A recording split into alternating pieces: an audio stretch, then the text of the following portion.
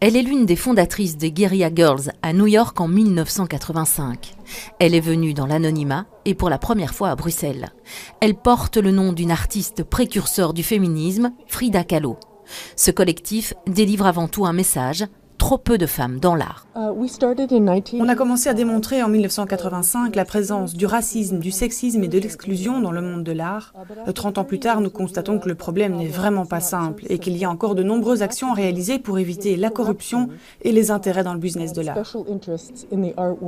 Dans la mouvance des expositions consacrées aux révolutions de mai 68, celle de la Centrale, intitulée Résistance, n'aurait pas été complète sans la présence du collectif. C'est une des actions les plus importantes, les plus visibles. L'impact de ce masque de gorille et de ce combat féministe est très important par rapport au contexte de cette exposition et de ce projet. L'art des Guerrilla Girls, c'est avant tout des affiches, des posters et des tracts aux slogans engagés, scandaleux ou questionnants.